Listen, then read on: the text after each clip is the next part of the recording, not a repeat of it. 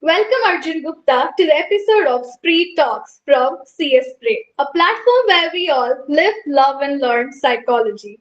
In this podcast, I, Suhasini, will be the host, and today we'll be talking about research and statistics in psychology and men's mental health. For our episode, we have Arjun Gupta, a beacon of inspiration in the world of psychology. Welcome, sir. Thank you. Thank you for having me, Swasni. Great to be here. All right, so let's dive into the podcast now. Chalo ji. Could you please give us an insight into your journey that made you the man who are today? In 2015, I was going into MBBS in PJ Rohtak. That was my dream college. Like, that was the place I always wanted to be at. But uh, I think a month or two before joining, I just started having very negative thoughts. All of a sudden, I suddenly became very, very pessimistic about everything around me. And that was very new for me. And I think at that time I wasn't really aware of what was happening. I didn't really understand anything that was going on because I was 17 at the time. So what 17-year-old actually understands this stuff, right? Especially I was a boy.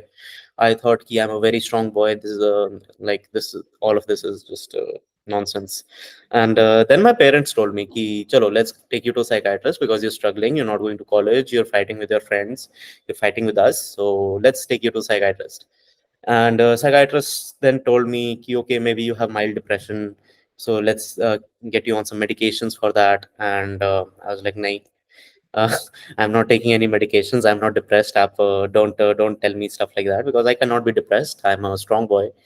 So for a very long time I was very resistant to the idea that I have depression. And uh, I didn't take many medicines in the beginning as well because one of my friends was in psychology at the time, and I asked her about it. Should I be taking these medications? Should I be doing this? And she told me, no, no, no, don't ever take these medications. They have terrible side effects, and you'll just keep sleeping all the time. You'll gain a lot of weight. And I got very scared after listening to that. So I was like, okay, no medications for now. But she was thankfully very wrong, and I had to take medications. And slowly, after 18 months, it was quite a long journey, quite a tough journey for those 18 months. But thankfully, I came out on the right side. And after that, I think the decision was, do I continue in MBBS or do I go for something else, something different? And MBBS can be a very, very rigorous course, especially given its length. So I already had 2 years on of drop because of this condition. And after that, 5 years of MBBS, then PG, then super specialty, all those things. Like, I just did not think that I could do all that. So I thought, okay, let's give something else a try. I tried psychology, and I got in on the last two lists only, I think, because there are very few colleges for psychology in TU for men, especially. So I think Ramanujan College took me on the second last list, because when I first visited the college, it was still under construction. The building was not made, so we were doing our classes in those porta cabins, tiny ass cabins that they had. And the moment I stepped in the college, I was like, "Nahi, nahi, I will not come here. This is a terrible place. I am not coming here. They don't even have a building yet." But no other college would take me. Aryabhatta had a slightly higher cutoff that year, so I got into Ramanujan, and yeah, that is the inspiring part. Baki part of technical. Yes. So Yes. since we're already talking about this inspiring story, I would also, love to hear about your battle against depression. How did you overcome it and things like that? Yeah, I think the most important thing I did was actually accepting that I had an illness. Like, it was not who I was, it was an illness that I had. So, like, that was very tough for me to accept in the first place. Like, 18 months ke liye, I didn't even acknowledge that I have an illness, I have clinical depression. I just thought that this is just who I am, and this is just who I will be, and I'm just being a burden to everybody. And I think the moment I actually accepted that this is not who I am, this is a sickness that has become a part of me, and I need to get rid of this sickness to, like, rediscover myself. I think that was the most important thing that happened. I was very lucky that I had very supportive parents. My mom and dad, my sisters, they were very, very supportive throughout. So I know that not everyone is that lucky. They were willing to take me to any psychiatrist, any psychologist that could help me. So yes, those two things, like support from my family and self acceptance, helped quite a lot. Definitely. Your steps taken towards healing is also indeed inspiring, Yeah. regardless of the social support you received. And this begs the question, how do you approach talking with men regarding vulnerability and emotional expression? Yeah, I try to keep it as non-jargonized as possible. Like try to keep it as honest and authentic as possible, because I just think, what would I have listened to when I was going through all that? Like, what would I have been more receptive to? If somebody was trying to tell me, be vulnerable, talk about your emotions, it's okay to cry, stuff like that, I would have reacted very defensively to it and said, nah, nah, ab to, no, not if you tell me, especially not if you're telling me to. So I try to ask questions that help men explore their own emotional states, help them understand ki whether they like it or not, they are emotional beings. And I don't really force them to ever say it out loud or just express their emotions at any moment. It's more about just understand yourself. I think the introspection part is the first step. Baki, whether they want to tell it to somebody or not, whether they feel comfortable enough in sharing it with somebody or not, that is for them to decide. I encourage them to just introspect about their own experiences, about their own lives, their own emotions. And I think that is a decent way to take it as well, because it respects their boundaries, it respects their personhood, and it doesn't feel very patronizing. Ki, hum tumhe bachane aaye hain, we are here to save you, just let us save you, we are here to help. It allows them to maintain that sense of control over their lives, and helps them understand themselves as well. Yes, you really have a knack of making things look effortlessly simple. So, having published such interesting books like A to Z of Mental Health and Shush, Don't Talk About Mental Health, in your years of pursuing bachelor's, could you please tell us what drove your passion towards writing these books? A to Z of mental health was not a real book. Matlab, it was just a formality for me personally. Matlab, it was like it. I was pushed into it. Ki, you have written 26 articles. Why don't you publish it into a book? And I, okay, fine, if you tell me to. But I think the second one, the don't talk about mental health one, that is when I actually put in a lot of effort into writing something like that, because I had this. I was reading this book called The God Delusion by Richard Dawkins. Okay, and that was such an impactful book for me personally, because Dawkins just explained so many very complicated topics in such easy words. And I was like, oh God, I am a terrible writer if I'm not being able to do stuff like this. Like, I genuinely felt inferior as a writer when I read that book. And I thought, okay, let me write something like this for mental health, something that would have helped me like 3 4 years ago, something I would have liked to read. Because when I was going through my depression phase, I had all these questions. Ki depression is just something new that's been created by big pharma industries to take money out of me, and boys don't get depression, and depression doesn't happen in rural areas, it's only limited. No, I had all those beliefs myself as well. So what could have changed my mind, that was what I had in mind while writing those books. And yeah, that was what drove me. I was very lucky to have very supportive teachers who gave me some extensions on some deadlines. They were okay with me submitting an assignment 2 3 days late. They were okay with me skipping some classes.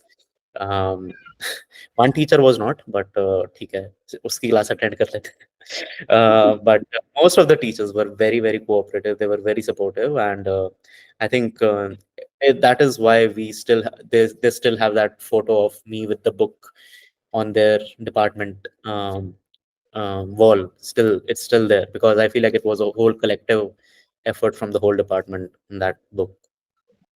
That's amazing. Like, actually, Yeah. the more we're getting to know you, the more curious we are about you. Can you please tell us the unique challenges men face while seeking mental health care and how can we address them? I think the first one is that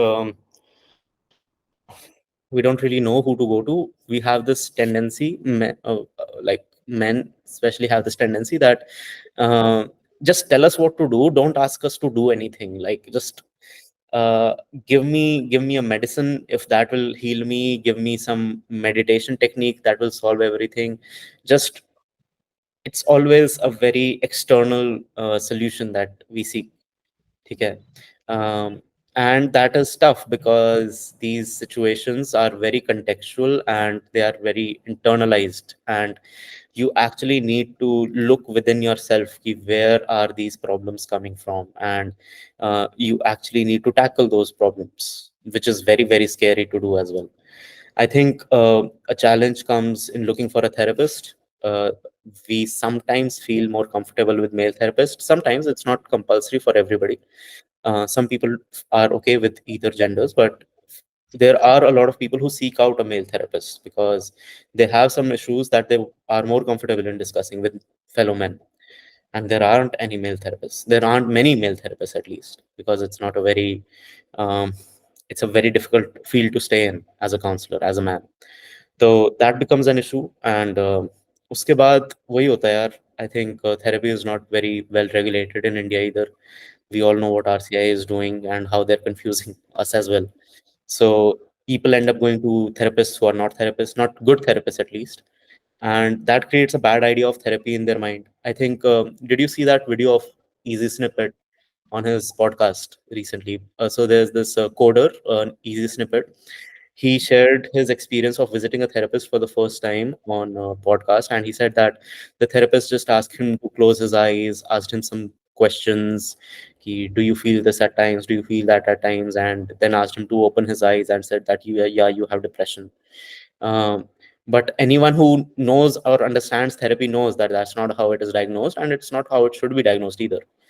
And I wouldn't really blame him if he thinks that therapy is useless, and if he also tells his friends that therapy is useless.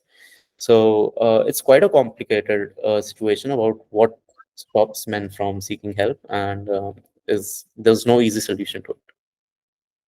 Definitely is. Introspection and experience, professionals, everything matters. Like each and every factor matters to decide what experience you're going to have in the future. So, Exactly. in your honest opinion, what are the most common mental health issues seen in men and how do they differ in women?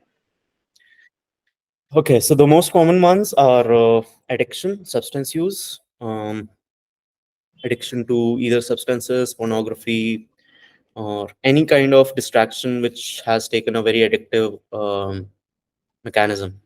And I'm of the opinion that it is very often underlying depression that is causing this addiction that we have on the surface.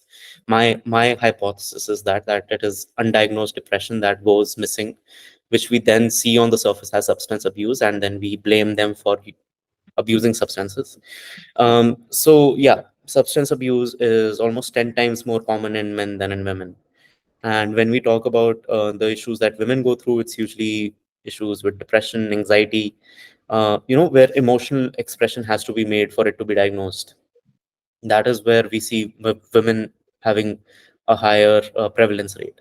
But where they are behavioral disorders, where we can see changes in behavior as diagnostic criteria for the disorder itself, there we see men dominating those things. So I think that is the underlying issue that we keep missing out on. Definitely. So, coping mechanisms come out to be adaptive or maladaptive Yeah. ways which we need to address in the journey of healing. Yes. So, as you've done a lot of research on statistics, can you explain the importance of evidence based practices in psychology and how statistics play a role in this? Yeah, like whenever we say the one of the first things we learn in psychology in the first few classes is the definition of psychology, right? And the definition is that it is the scientific uh हाँ, बताओ, Study, definition बताओ, मैं भूल गया. the scientific study of mind and Yes, the scientific study of human mind and behavior and internal processes. वो सब. So the scientific part, what makes a scientific is the research part, right? The research and the statistics that we do. A lot of students feel that they just need to, somebody else will do the research, We just need to do the mental health stuff, and the research stuff will keep happening automatically. Somebody will keep doing it. But that's not how it happens. We need to have a research mindset, all of us, because if we want people to think of psychology as a science, we need to uphold scientific principles in how we talk, how we behave, what we use in our clinical rooms, um, how we present psychology, how we present ourselves as well to a degree. Are we really using critical thinking? Are we really um, out ruling out randomness as a result of anything? So I think if you want people to take you seriously as a science, you need to understand the scientific, the principles of science, the principles of research, the principle of statistics, and people will slowly start understanding psychology as a science as well. So that's why I focus so much on it. Evidence based techniques, why do we need them? Why do we need evidence based techniques? Simply because it is our responsibility as practitioners to um, only do things that we can back with some evidence, because otherwise anything goes, right? You can do some mumbo jumbo hula bula in the clinic as well, and they will feel like it helps. They will feel like it helps. They will feel like it works. But does it really actually make a difference in their lives? Does it actually work? Is it a stable change that will sustain itself over time or not?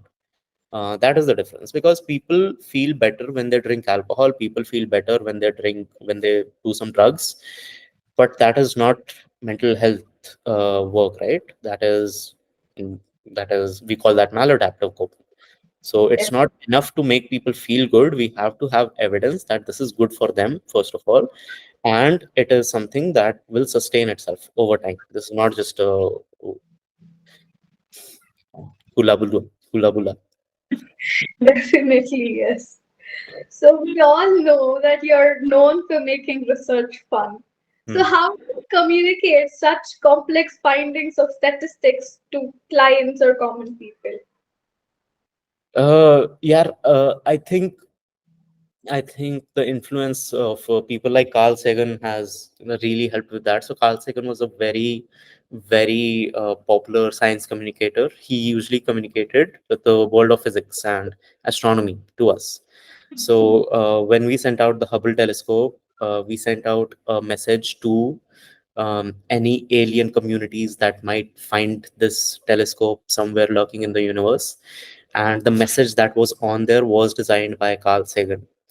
Like, what do we how do we communicate with another species? It's something that's so profound, and he made it look so simple and so intuitive and so straightforward.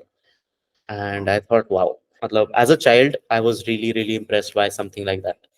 And I think those are the principles that I've just been trying to have somewhere in my own work, that things are rarely that tough, things are rarely that boring as they seem to be, as they're taught or as they're created. Matlab, the mindset people have is very different than what things are like. So if you can just make people understand the beauty of things, the mind-blowing stuff that statistics and research makes possible, then I think they'll enjoy it as well, and they'll inculcate those things in their lives as well. Perspectives indeed matter a Yes, lot. exactly. So, what are some common statistical based misconceptions in the field of psychology? सबसे पहला तो यही कि statistics is not that important, that it Hmm. can be skipped. You just need to pass it, and you'll be fine. um ठीक है, you will be. Honestly, in India, if you're below average also at statistics, you will be fine at research and statistics. You will become a decent therapist. You will become, you might even become a researcher even with below average to average knowledge of research. But ultimately the question comes, someday somebody will come and ask you, how do you know this works? How can you prove this works? How What makes you claim that your field is scientific? And on those days you won't have any answers. You will just be like, yeah, it is because we say it is. Yeah, so just believe us. We are saying it, so it is true, and you have to take our word for it. So I think statistics research are important because we have um, this duty towards our domain, towards our field, to be research based, to understand statistics and to understand evidence. So that is misconception number one. Second is that evidence does not matter as long as the vibes are good. Yeah, Yeah. vibes Yes, everything. vibes over evidence all the time. And I take this example of the Bridge of Life in South Korea, where there was this bridge that was a very infamous suicide spot, and the government decided that we want to change this, we want to do something about it. So let's create some positivity around this bridge. So Samsung, and there was this public private partnership, and they um, beautified the whole place. They added some statues, some family photos, stuff like that, and the suicide rates went up. Okay, Oh, they, they almost doubled, at least 1.5 times, because people who are suicidal or who are struggling do not want to be reminded of what they're missing out on. Okay. And when the evidence backed techniques were actually used, when the walls were raised higher, nets were put in place, when they made it actually tough to die by suicide rates went down. And that is where I feel like even when our instinct says that something is right, we need to wait for evidence to see if it is right or not, because our instincts, our gut feelings always can lead us astray. I won't say they always lead us astray, they can lead us astray. And that is where stats and research can help us just follow the evidence instead of doing what the vibes suggest. definitely. Yes. So, yeah, so while keeping Yeah. all that in mind, how are you personally updated with the latest research and statistical methods in psychology? I'm not well, I'll be honest, uh, I just try to keep reading whatever textbook I can find. Like I have two textbooks that I read. One is by David C. Howell, and one is by Kulikan. And I just read. If I feel like I want to know more about a chapter, I just read it, and I'm like, okay, now I know more about it than I did before. So, like I say, I don't have any secrets. Ki I just I stay updated with the latest research all the time. But you do, as you mentioned, you have a passion, regarding to know things about it and all. हाँ, You मतलब I enjoy learning stuff. I enjoy learning new things, and honestly, I'll enjoy then explaining those things to somebody else as well. मतलब whenever I'm learning something, I'm always thinking साथ में कि how will I explain this to somebody? How can I make this more understandable for someone? How can I make this more relatable for someone? So I enjoy those things, but ultimately, it's just open a textbook, sit for an hour, and read a chapter. That is pretty much it. that is your secret recipe then. So, what are some basic concepts that psychology students must be very sure about before conducting a research? Um, Very basic, I would say, what is the p value, why it is important, and what is the level of significance. Because the p value is the most misinterpreted, one of the most misinterpreted metrics in our field, in the whole of social sciences, to be honest. And like just understanding what the p value means will make your research interpretations a lot better. Matlab, baki sab, you don't need to know the formulas, you don't need to know the calculations, you don't need to know anything. Just interpreting your results correctly is half the battle won. So the p value and level of significance. All right. So, as you have noticed, a lot of students, while pursuing psychology, struggle with statistics. Mhm. And are there any simple steps towards mastering statistics? Are there any important keys that students must keep in mind before studying statistics? Yeah, follow me on Instagram. That will make things easier. Nay, I think the most important thing is knowing that this is something that can be understood, because most of the times we have this mindset block कि we cannot understand this, ये हो ही नहीं सकता, no matter how hard I try, I cannot do it. So I think the first step is to overcome that self rejection, that you do not believe in yourself, that you can actually understand. Secondly, YouTube is a beautiful place. It will teach you anything you want to for free. So they all also have some lecture series nowadays where lecturers have started uploading their lectures on YouTube in a series, and you just have to find the right person. So yeah, it's right there about how you want to do it. It's free, it's on the internet. The only question is, are you willing to put the time and the discipline in order to do that? Here's a mind bending question. What are the shortcomings of statistical research on an intricate subject such as psychology? On some occasions, it can miss out on individualized experiences, um, because it works on principle of averages. And if you work on principle of averages, you leave out exceptional circumstances, exceptional cases, uh, which can actually teach you a lot. Okay? So in the simplest words, statistical research, um, sometimes, occasionally, rarely, um, misses out on individualized experiences of people and may not be as clear cut as the field of, say, physics or chemistry. Definitely. That was the most precise answer. Thank you for coming up with that.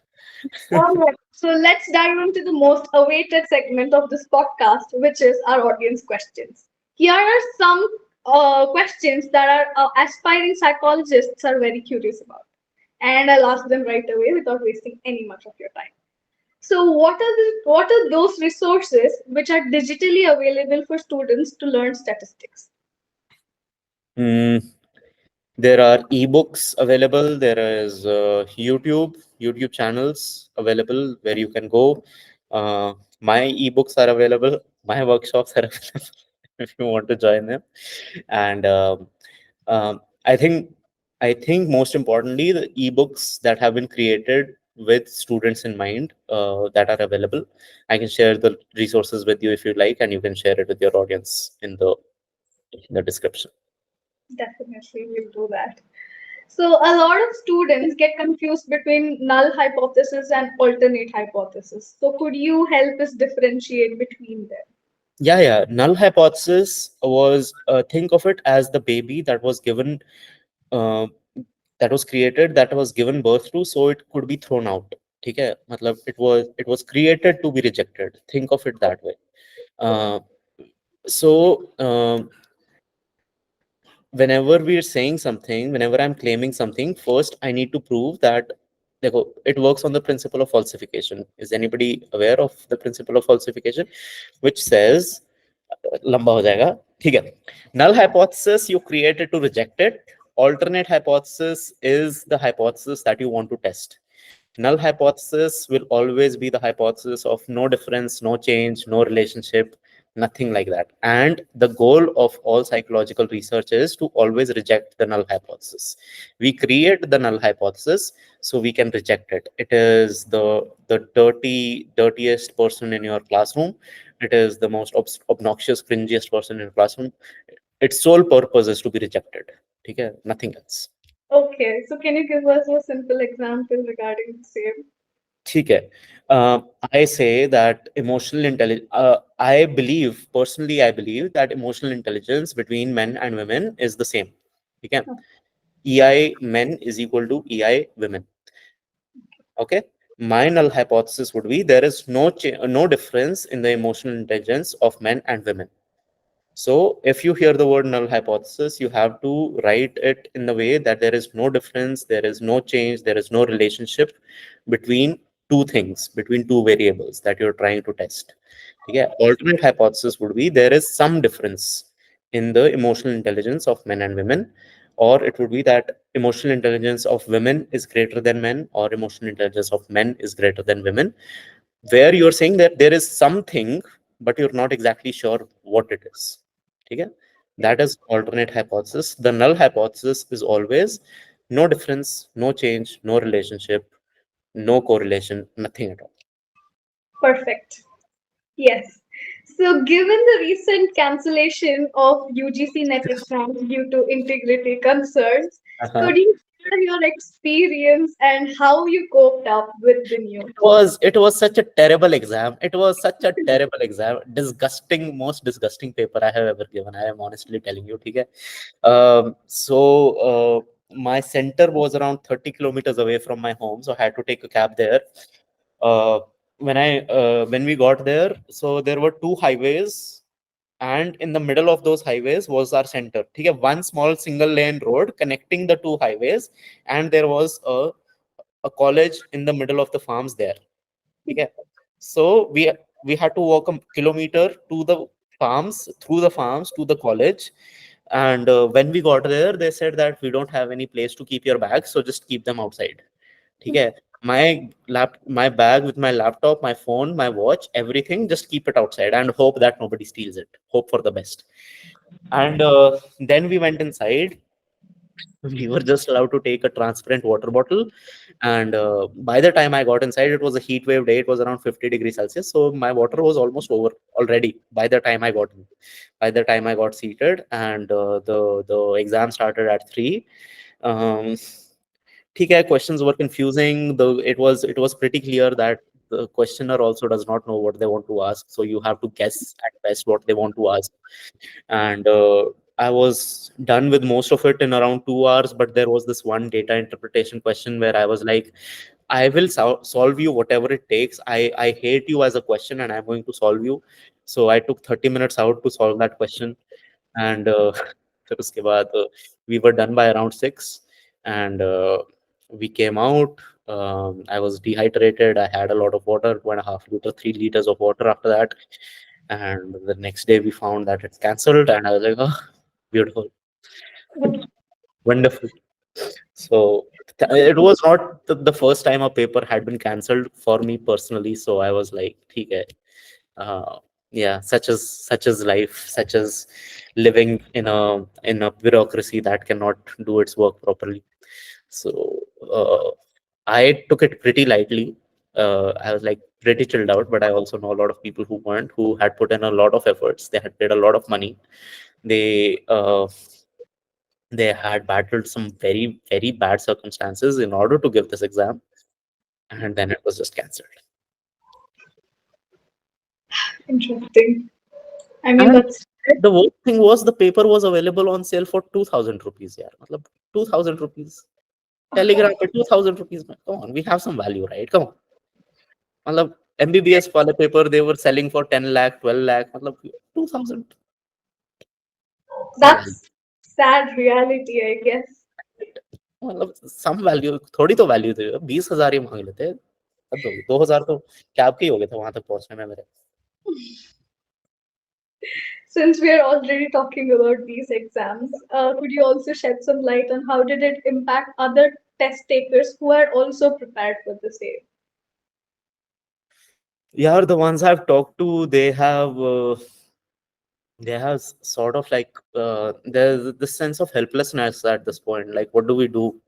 Because the RCI is messing us up on the clinical side, net is messing us up on the research side, academic side.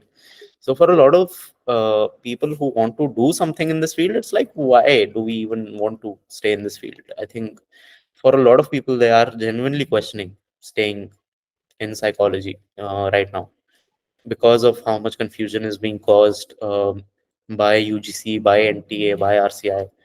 And like I think the person next to me who was giving it had their second, third attempt, and they were already pretty frustrated with how it had been going so far. And matlab, I don't know if they'll appear for it again or they'll try for it again, because uh, after a point you get tired of trying as well, right? Especially Yes. when you don't really know what's going to happen. And the paper format in itself is sometimes very frustrating because you cannot prepare for it, because it depends on your luck. This time there were a lot of questions from Indian psychology, Indo psychology. Sometimes there are lots of questions from psychoanalysis. Sometimes there are lots of questions, some useless questions like where was Freud born, where was Jung born, when was Jung born. So it's like it doesn't really depend on your skill about whether you clear the exam or not. It's literally pure luck work. So how long will you keep trying? Definitely. That is not how it should be working, but sadly, that is how it is working. Yeah. Yeah. So, how do you design studies with minimal biases? Yeah, topic change हो गया एकदम. Okay, okay. How do you design studies with minimal biases? Okay. Um, देखो, if this is being asked by undergrad, postgrad students who are doing like a correlational study, a t-test type of study where they're just comparing two groups, I think there are very few ways in which you can reduce bias, honestly. But one thing you can do is make sure that the scales that you use are reliable and valid, that they have the psychometric properties that they should have, reliability and validity. When you're recruiting participants, seek out people who are not in your circle as well. Like, go for like third degree connections, fourth degree connections, who would otherwise not be a part of this sample, because a lot of times a lot of psychology studies are published with psychology students as the sample only, so we don't really get a very unbiased understanding of people in general, Indian people in general. ठीक है. uh, Baki, I think at a UG PG level, this is basically the most you can do. If you're doing an experimental studies, there are other ways that you can use in order to minimize biases there. You can use controlling, you can use randomization, um, environmental controls, stuff like that. But if you're doing a study in UG PG, I think having a diverse sample and reliable and valid tools is a good place to start. Okay. So, how do you ensure validity and reliability in a research? Connect again. ये viva हो रहा है मेरा, मैं बता रहा हूँ. How do you ensure validity and reliability? देखो, a research has reliability if it gets replicated again. ठीक है? So it is a little bit meaningless to say that our study is reliable. If your methodology is solid, if you have used the right tests to analyze your results, if you have used the right tools to measure your constructs, if you have defined them well, if you have interpreted your results correctly, ideally we would call it a reliable study, because everything that needed to be done has been done, and then we will replicate it and see if the results repeat themselves or not, or we will see if something different comes up. Okay, so that is reliability. What reliability of a study would mean? Can we trust it? Validity of it would be that is it actually reflecting some form of truth, some form of reality. For a study, that is what it would be. Validity of a study is very different from validity of a test. The validity of a study would be, we can't really know for sure whether a study is valid or not. We can only uh, estimate it through different ways. So when we do qualitative studies, if I did my study, my bachelor's thesis on expression of clinical depression in boys and girls of India, okay, how I can validate it would be to ask other boys and girls who haven't diagnosed with clinical depression in India, show them my report and ask them, do you think this reflects your experiences? Do you think this makes sense to you? Do you feel like you have been represented here in a way? Okay, because that is what would determine the validity of the study. Ki, have I um, saturated my data enough to be able to apply it to a different variety of people? So that is how you decide the validity of a study. So validity, reliability are different concepts for a test, for a scale, and they're different for a study. All right. Awesome. Thank you so much for sharing your insights and experiences with us. It's been a pleasure having you on this podcast. I would also like to mention that this was one of the most awaited podcasts we were all looking forward for. Thank you for paving the right way to our ambitious students listening to us. Thank you for having me. Great questions. I would have read some more theory if I knew ऐसे theoretical questions आएंगे. But yeah, thank you so much for having me. Thank you so much for being patient with me. Secondly, and it was a pleasure being here. And thank you so much. And that concludes another thought provoking episode of Spree Talks from CSPRE. Thank you for joining us and be sure to tune in next time as we continue our exploration of psychology and mental wellness. Until then, live, love, and learn psychology with CSPRE. Today we'll be talking about psychology and mental health. For our episode, we have Joanna Ma'am, a beacon of inspiration in the world of clinical psychology. Every step of the journey. I got in with an open mind, but at the same time, I was quite determined that no, I want to be in this field no matter what. So that's where how it led me. One decision led to the next, led to the next. Not being sad, like just get me okay, like get rid of that problem. Like, no, like ask them, be curious. What's going on? Where is the root cause? Let's talk about that. What is your perspective regarding the idea of self therapy, where some people believe they can heal themselves using these digitally available resources? If I have any concerns, I can always talk to a professional, someone who's trained in it, and talk about it to them. Health is not important, money is important now. I feel like that is the bitter truth of today's society. Have that feeling that I need to know everything, I need to learn everything. No, take it as it comes.